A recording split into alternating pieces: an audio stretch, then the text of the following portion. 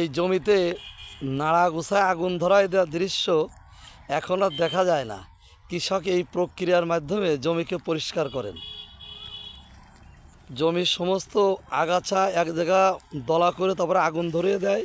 আর এই ছাই জমির জৈব সার হিসেবে ব্যবহৃত হয়। আমরা সেরকম একটা জায়গায় আসছি, এক কৃষক তার জমি এভাবে পরিষ্কার করছে। ও দেখেন সব জায়গায় পোড়ায় দিয়েছে, আরও অনেকগুলো ঘুঁটো করে রাখছে। এই যে ঘুঁটোয় আগুন দেওয়া দেখছেন আপনারা। আসলে বিশাল দৃশ্য, জমি পরিষ্কার করার একটা সর্বোত্তম পন্থা। এবং এই যে জমিটা পোড়ায় দেওয়ার পর যে ইয়েটা থেকে যাবে ছাইটা, এটা জমির উর্বর শক্তি বৃদ্ধি করবে, জমিতে ফসল হতে করবে এবং এই সব জমিতে পাট খুব ভালো হবে।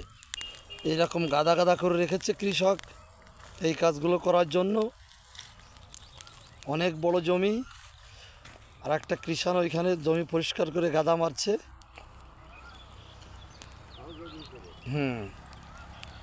আর পাশে যেগুলো আছে ওগুলো ধরিয়ে দেবে আগুন।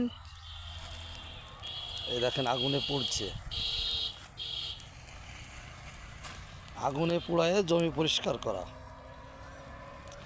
এবং জমির যে আগাছাগুলো, যে ময়লাগুলো, এগুলো পুড়ে যেয়ে জমিটা একদম সুষ্ঠু সুন্দর হয়ে যাবে, চাষাবাদের উপযোগ হয়ে যাবে। এ একটা কৃষক এই একটা জায়গা দেখেন নাড়াটা পোড়ায়, এই যে সেই আগাছাটা পোড়ায় এইখানে এই যে রেখে দিয়েছে, এটা আবার জমিতে ছিটিয়ে দেবে, সারের কাজ হবে। এরকম অসংখ্য জায়গা দেখেন ওরা করে দিয়েছে। এবং যখন জমিটা চাষ হবে, সে চাষের মাধ্যমে এই যে সারটা, এই ছাইটা সব জায়গায় ছড়িয়ে যাবে পুরো জমির।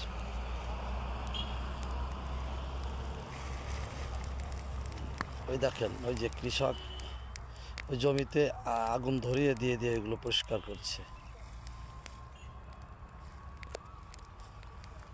আমরা কাজ করতে এসে দেখলাম আমারই বন্ধু মোহিত, আমার সহযোদ্ধা, সারা জীবন আমরা একসাথে চলেছি, তার জমিতে পরিষ্কার করছে। বন্ধু, তুমি এগুলো কখনো থেকে কীভাবে করো একটু বলো দিনে আমাদের।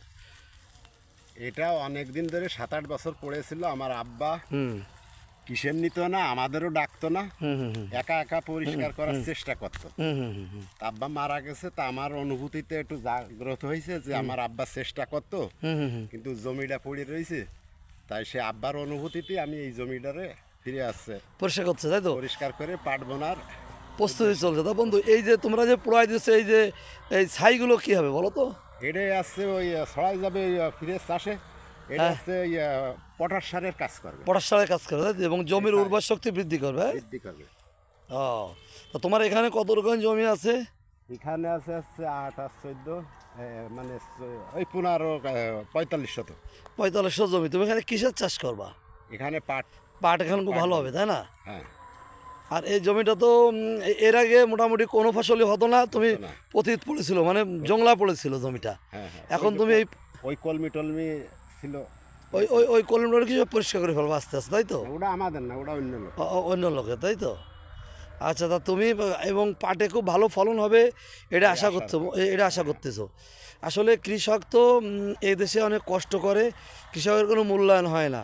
কৃষক যদি কাজ না করে এদেশের ভদ্রলোক বলো যাই বলো না, তাদের মুখে অন্ন যাবে না। কিন্তু এই কৃষকের মূল্যায়নের বিষয়ে তুমি কীভাবে দেখছো একটু বলো তো বন্ধু। আসলে তো কৃষক তো কাজ করা, ঘাম ঝরানো, এইটাই কাজ। এদের তো কোনো ভাষা নেই, এদের বাকরুদ্র সৃষ্টিকর্তাই করে রেখে। কারণ এদের ভাষা, এদের পাশে দাঁড়ানোর মতো এদের ব্যবহার করে, কিন্তু প্রকৃত অর্থে এদের দরদ করে এদের এগিয়ে নিয়ে যায় না। এদের শুধু উচ্চ শ্রেণীর লোক শুধু ব্যবহারই করে, কিন্তু এদের কোনো অর্থকারী কোনো কাজে লাগায় না। আসলে আমরা দেখি যে তো কোনো উপায় নেই, এই কৃষকের বাইরে যাই তো কিছু করতে পারবে না। আমরা ছোটবেলা দেখেছি এইসব জায়গা দিয়ে আশপাশ দিয়ে গম হয়েছে, ধান হয়েছে, সরষে হয়েছে, কলাই হয়েছে, মুসুরি হয়েছে, ছোলা হয়েছে, মসনি হয়েছে, কিন্তু এগুলো আজ নাই। এই যে আমরা দেখেছি সব জায়গায় আমাদের সারা মাঠব্যাপী সরষে হয়েছে এবং তিল হয়েছে, সারা বছর ওই তেল আমরা খেয়েছি। কিন্তু এখন আমরা যদি একদিন তেল আমদানি না করতে পারলে আমরা চলতে পারি না। তা আমি তো মনে করি যে প্রকৃত প্রক্রিয়া মানে ষড়যন্ত্র করে আমাদের কৃষকদের পঙ্গু করে দিয়ে এগুলো উৎপাদন বিমুখ করে আজ দেশ অবনতির দিকে যাচ্ছে। তুমি কি মনে করো? এটা অত্যন্ত সত্য কথা। আমাদের বিদেশের উপর নির্ভরশীল তারা আমাদের যাতে জিম্মি করে রাখতে পারে, এই সাধারণ উপশ্রেণী লোকেরা সেইটাও চাই।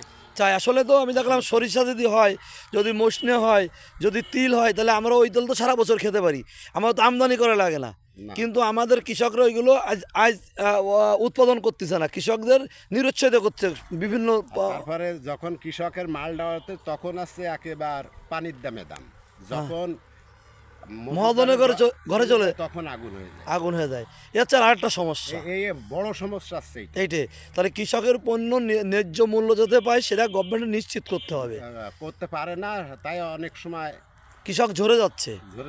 আর দেশের ক্ষতি হচ্ছে এতে সার্বিকভাবে, কারণ আমরা আমদানি নির্ভর জাতি হিসেবে পরিণত হচ্ছি। আমরা যদি আমরা যদি সোয়াবিন তেল আমদানি না করতে পারি, আমাদের সোয়াবিন তেল পাওয়াই যাবে এবং মারামারি হয়ে যাবে তেলের জন্য। যখন শস্যে সিজন ওঠে তখন 2200-2300 এরকম দাম, আর যেই মহাজনের হাতে চলে যায় সেই চলে যায় 4000 টাকা। দেখেছি, এটা ষড়যন্ত্র এটা।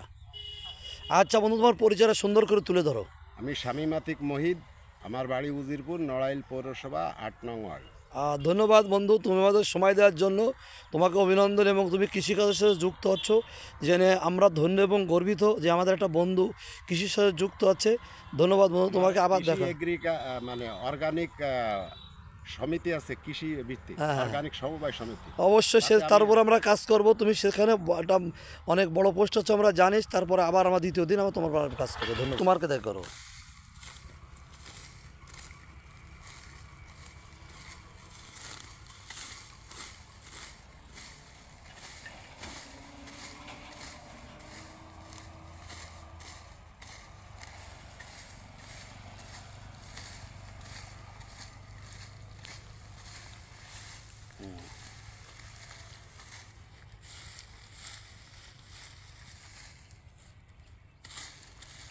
তোমার নাম কি?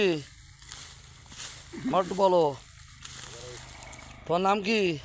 মোহাম্মদ সুপার মোল্লা। সুপার মোল্লা, সুন্দর। তুমি পরিষ্কার করছো তাই তো? জি, আমি পরিষ্কার করি। ধন্যবাদ তোমাকে, ধন্যবাদ। ওকে।